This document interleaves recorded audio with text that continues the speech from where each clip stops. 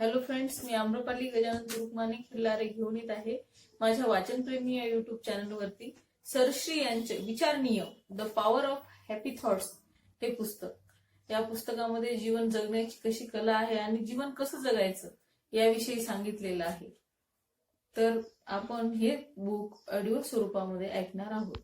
त्यामुळे चॅनलला like, share आणि सबस्क्राईब करायला विसरू नका. धन्यवाद. आज आपण हॅपी थॉट्स या पुस्तकातील भाग 13 अध्याय क्रमांक 24 मंत्र 4 मी आहे ध्यान मंत्र. मी आहे ध्यान. हे ध्यान आपणाला स्वत्वाची अस्तित्वाची ओळख करून देतं. आपण अनेकदा ऐकलं असेल, माणसाचं अस्तित्व शरीर व मनापलीकडे आहे. मी आहे ध्यान तेच अस्तित्व प्रकट करतं, त्यात उपस्थित राहण्याची कला शिकवतं. चला तर मग या ध्यानाचा विधी जाणून घेऊया. ध्यानाच्या सुरुवातीला नियोजित वेळेचा गजर लावा. आता डोळे बंद करून मुद्रा धारण करा. आसनावर बसून ध्यानाची सुरुवात करा. डोळे बंद ठेवून असा अनुभव करा, आज आपल्या जवळ जे शरीर आहे ते कसं आहे. कदाचित असंही होऊ शकतं, आपलं शरीर आपल्याला मायेकडे खेचत असेल किंवा भक्त बनवून शांत राहत असेल.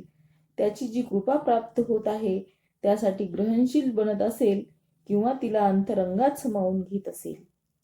ध्यान करत असताना कृपेसह जे काही तुमच्यापर्यंत येत आहे ते आपण आपल्या अंतर्मयी समाविष्ट करत आहोत याची अनुभूती करा.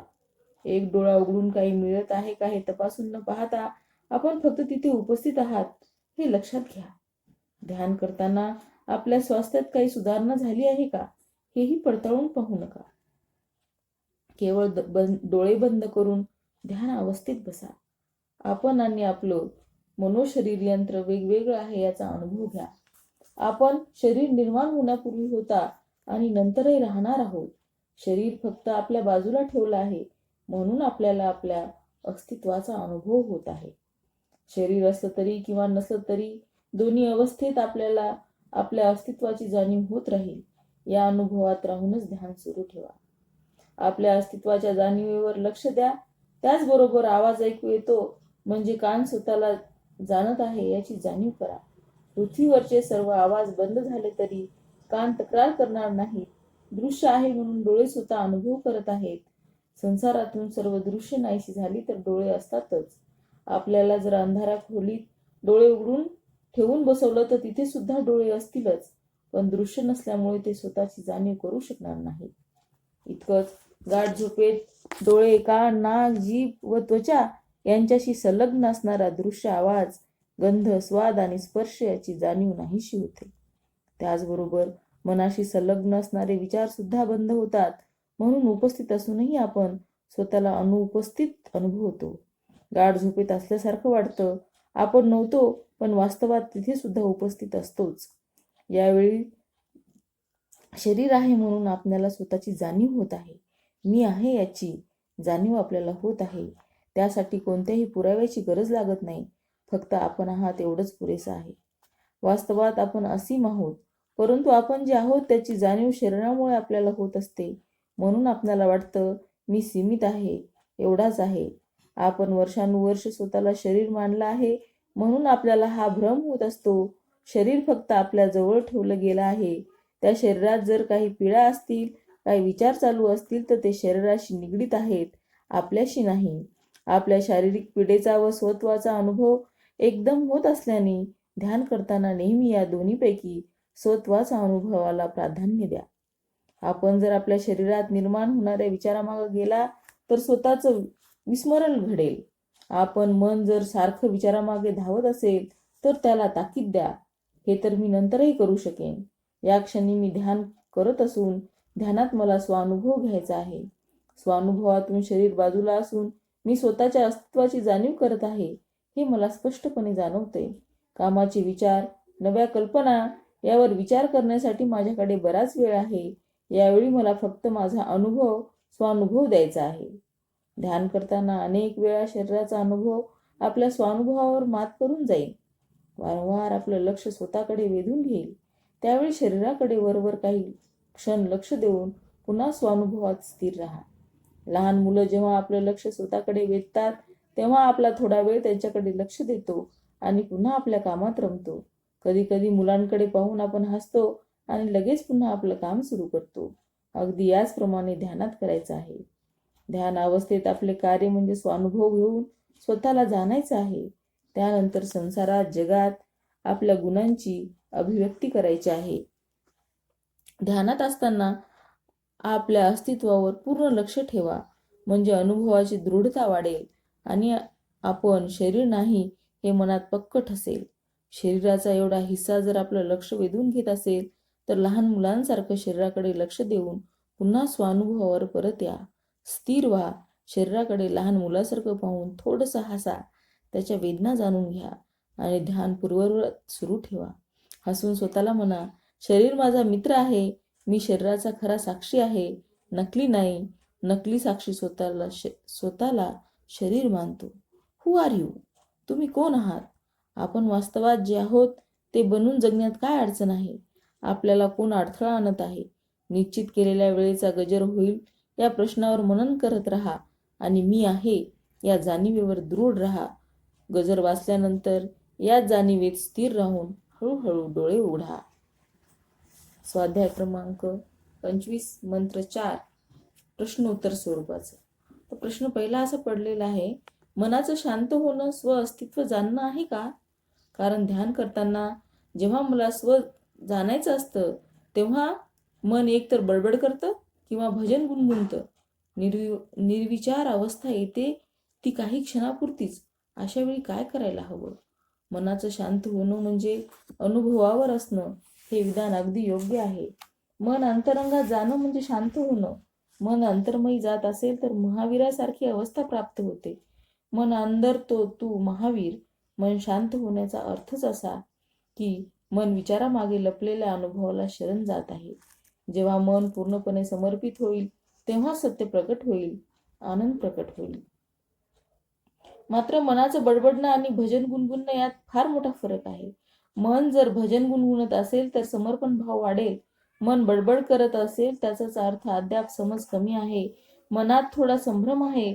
खरं तर मन बडबड करते म्हणून सगळी गडबड आहे आणि या बडबडीमुळेच मन कलकल करते. पण मन भजन गुणगुणते याचाच अर्थ त्याला काहीतरी आनंद मिळतो. काही गोष्टी त्याला समजत आहेत. कारण सेल्फीविषयी प्रेम जागृत झालं तर तेजलाभ होतो आणि अशी अवस्था काही क्षणासाठी जरी येत असेल तरी प्रवास योग्य दिशेने चालू आहे असं समजायला हरकत नाही. निर्विचार अवस्था येत असेल तर हे नक्की शुभ आहे, मग ती काही क्षणांसाठी का असेना.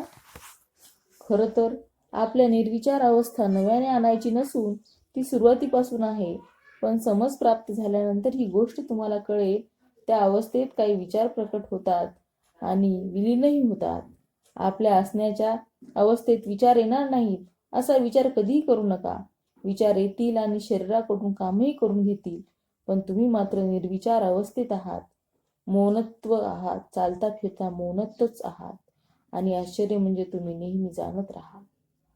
आता प्रश्न दुसरा पडलाय की मनातील विचारांकडे कसं बघावं?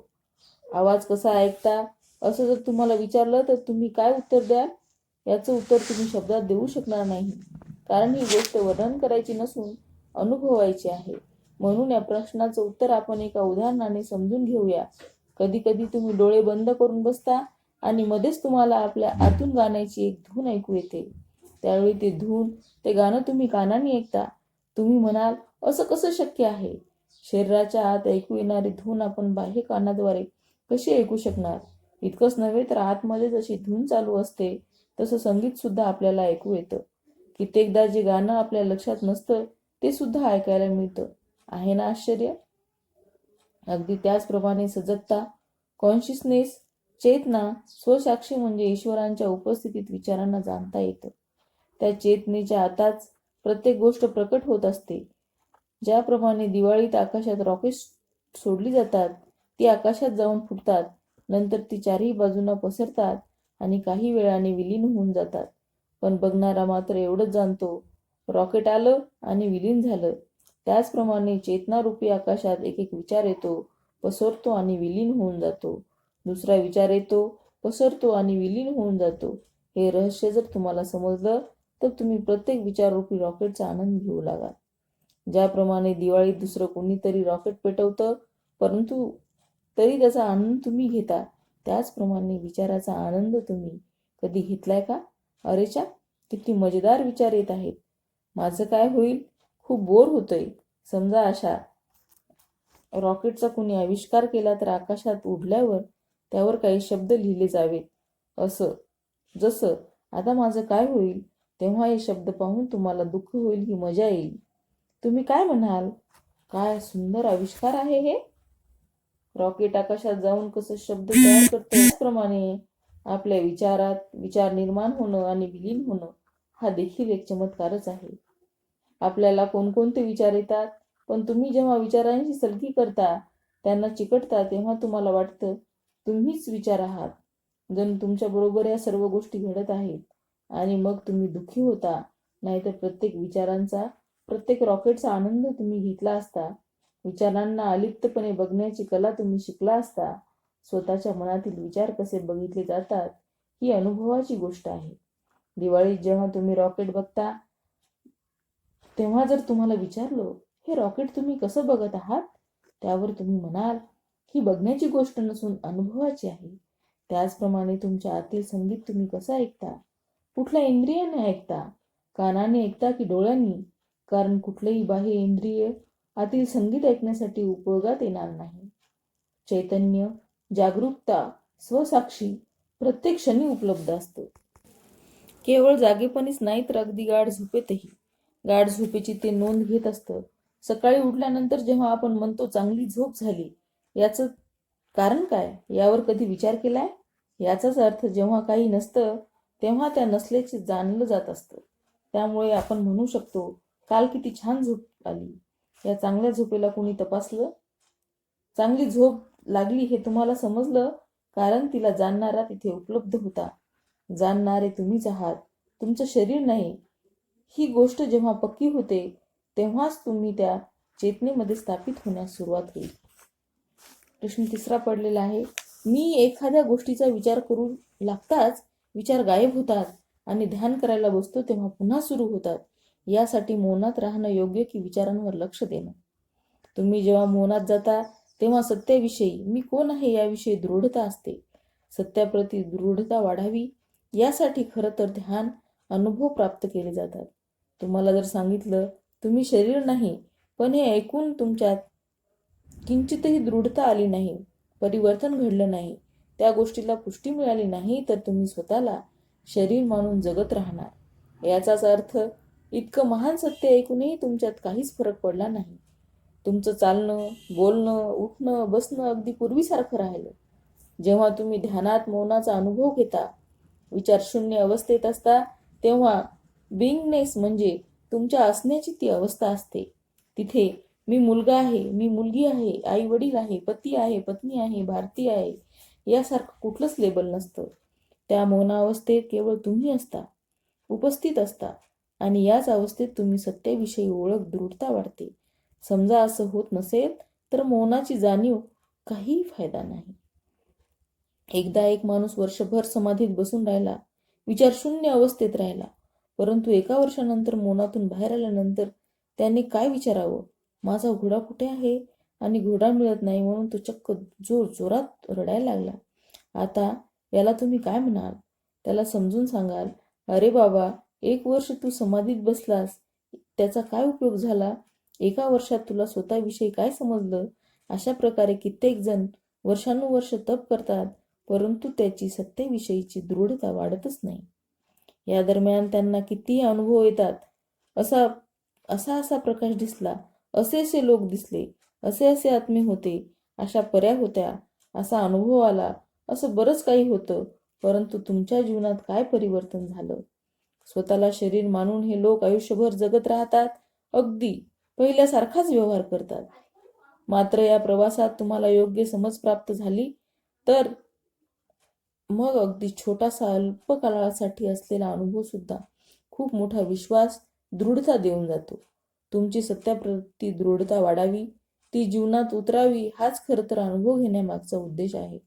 अन्यथा आयुष्यभर मौनात राहिल्यात, पण जेव्हा काही बोलण्याची वेळ आली तेव्हा शिवाय शापच तोंडातून बाहेर पडले तर मौनाचा योग्य लाभ होणार कसा? अशा प्रकारे अनुभवात अडकून न राहता ध्यानात बसल्यानंतर अद्याप जुन्या मान्यतेचेच विचार येतात. काही विचारांमध्ये काही परिवर्तन झालं हे वेळोवेळी पडताळून पाहायला हवं. लोकांना वाटतं ध्यानात बसल्यानंतर विचार येत आहेत म्हणजे नक्कीच आपलं कुठंतरी चुकतंय. परंतु विचार कुठल्या प्रकारचे येतात हे समजून घेण्याचं तितकं महत्त्वाचं आहे. विचार येणं चुकीचं नाही, कारण ते तुमची आजची स्थिती सांगत असतात. घटना बघून जे विचार येतात ते तुमच्या सद्यस्थितीचं वर्णन करतात. मॅच हारल्यानंतर एखादा माणूस जर दुःखी होत असेल तर तो काय विचार करतो हेच दर्शवत असतो. आपला देश क्रिकेट मॅच हारताच कोणी टीव्ही फोडत असेल तर त्याची ही कृती म्हणजे तो मान्यतेच्या बेड्यामध्ये किती खोलवर अडकलेला आहे हेच दर्शवतो. शिवाय त्याच्यात अहंकार, वैरभाव आणि द्वेष किती खोलवर रुजलेला आहे याचंही दर्शन होतं. त्याचप्रमाणे तुम्ही मौनात गेलात आणि बाहेर आल्यानंतर जर तुम्हाला कोणी सांगितलं आपण मॅच हारलोय आणि त्यानंतर तुम्ही जोराने रडू लागलात तर त्या मौनाचा काय उपयोग? त्या मौनात जी दृढता, स्वतःची ओळख व्हायला हवी ती जर झाली नाही तर कित्येक लोक ध्यानात बसल्यानंतर अनुभवात जास्त वेळ राहायला महत्त्व देतात. त्यासाठी जगात अनेक प्रकारच्या साधना, जप, तप चालतात. परंतु जिथे तुम्हाला थोडा अनुभव आणि अधिक समज अशी महत्त्वपूर्ण समज प्रदान केली जाते, सत्याविषयीची दृढता वाढून तशाच प्रकारचं जीवन होऊ लागतात. विचार कोणतेही आले तरी त्रासदायक ठरणार नाही. या विचारांद्वारे तुमच्यातील मान्यता पडताळून त्या कशा नाहीशा होतील याचाच तुम्ही प्रयत्न कराल. प्रत्येक मान्यता नष्ट व्हायलाच हवी, कारण अनुभव, मौन हे सतत उपलब्ध असतं. ते कुठेही जात नाही किंवा येत नाही. जसजशी माणसाची समज प्रगल्भ होते तसतशी मौनाची व्याप्ती वाढते. उठताना, बसताना, चालताना, फिरताना प्रत्येक क्षणी तुम्ही मौनाशीच बोलत असाल. मौनातून शब्द उठतील आणि मौनातच विलीन होतील. तुमच्या अंतरंगात मौन कायम उपलब्ध आहे ही समज आता असेल. आधी तुम्हाला वाटायचं विचार नसतात तेव्हा मौन असतं, पण मौनाच्या आतच विचार चालू असतात हे आता ज्ञात होईल. याचाच अर्थ तुम्ही केवळ आवाजातून मौनापर्यंत शिफ्ट झालेले असाल. त्यानंतर प्रत्येक घटना तुम्ही मौनातूनच बघाल. ध्यानात बसल्यानंतर अधिक विचार आले तरी त्यांना घाबरण्याचं कारण नाही. ध्यानात असताना जे विचार येतील, जे मौन अवतरेल, त्याची योग्य पद्धतीने लाभ कसा घेता येईल आणि प्रत्येक मान्यता कशी नाहीशी होईल या गोष्टीवर जास्त लक्ष द्यायला हवं. प्रश्न क्रमांक 4 आहे, विचार माझा पिच्छा का सोडत नाहीत? कित्येक वेळा असे विचार येत असतात जे माणसाला त्रस्त करतात. जे विचार त्रासदायक ठरतात त्या विचारांपासून तुम्हाला त्वरित मुक्त व्हायचं असतं. पण खरं तर ते विचार म्हणजे लक्षणं आहेत, आजार नाहीत. आजार काही वेगळाच असतो आणि त्या आजारांची लक्षणं म्हणजे हे विचार. मूळ आजार आहे अज्ञान. अज्ञानामुळेच असे विचार येतात. त्यासाठी सर्वप्रथम अज्ञानावर काम करायला हवं. अज्ञानावर जेवढं जास्त काम होईल तेवढ्या लवकर तुमचे विचार बदलतील. वास्तविक हीच समज प्राप्त करायला हवी. तुम्ही सतत विचारांशी लढत असता आणि जेव्हा जिंकू शकत नाही तेव्हाच त्रास सुरू होतो. या लक्षणावरून तुमचा खरा आजार शोधून काढायचा आहे. विचारापासून सुटका करून घेण्यासाठी सर्वप्रथम सत्य जाणणं आवश्यक आहे. विचारांनी तुम्हाला पकडले की तुम्ही विचारांना पकडले हे समजल्यानंतर आपोआपच सगळ्या गोष्टी बदलतील. त्यांच्यात परिवर्तन येईल. एकदा नदी किनाऱ्यावर 2 मित्र चाललेले होते. तेव्हा त्यांना नदीमध्ये कांबळ तरंगताना दिसले. एकाला वाटलं हे कांबळ मला मिळायला पाहिजे. त्याने पटकन पाण्यात उडी मारली आणि ते कांबळ त्यानं पकडलं. पण बराच वेळ जेव्हा तो बाहेर आला नाही तेव्हा दुसऱ्या मित्रानं त्याला ओरडून सांगितलं, अरे आता बाहेर ये ना, अजून आत काय करतोयस? तुला ते कांबळ मिळाले ना? तेव्हा पहिला मित्र म्हणाला, अरे तू म्हणतोस ते ठीक आहे, पण आता हे कांबळच मला सोडत नाहीये. मी काय करू? आधी मी हे कांबळ पकडलं होतं, पण आता त्यानंच मला घट्ट पकडून ठेवले. अरे असं कसं? पहिल्या मित्रानं विचारलं तेव्हा दुसरा मित्र म्हणाला, अरे हे कांबळ नसून अस्वल आहे, पण आता मला वाटतं की हे कांबळच आहे. अशा प्रकारे तुम्ही अज्ञानात अशा गोष्टी पकडून ठेवता ज्या सोडणं पुढं अवघड होऊन जातं. ते कठीणच बनतं. ज्या विचारांनी तुम्हाला त्रास होतो त्यामागचं मुख्य आजार शोधून तो प्रथम दूर करायला हवा. कुठल्या अज्ञानामुळे अशा प्रकारचे विचार तुमच्या मनात येतात याची चौकशी करा. सत्य श्रवण, मनन, पठणांनी अज्ञान त्वरित दूर करा. स्वतःच्या अस्तित्वाचं ज्ञान होताच कुठलेही विचार तुम्हाला त्रस्त करू शकणार नाहीत. खुश राहा, नेहमी खुश राहा, नेहमी आनंदी राहा. या भावनेत आपल्याला कार्य करण्याची प्रेरणा मिळते. आनंदी राहणं ही सर्वोच्च भावना आहे. परंतु दिवसभर खुश राहणं शक्य नसतं. आपण जेव्हा खुश असतो तेव्हा सकारात्मक चुंबक बनतो. अशा प्रकारे आपण सर्वोत्तम शक्यता दिव्य योजनेकडे आकृष्ट होतो. पण ज्यावेळी आपण दुःखी असतो त्यावेळी सर्वाधिक खुश राहणं अत्यावश्यक असतं. अशा वेळी स्वतःला खुश होण्याचं महत्त्व सांगता येईल.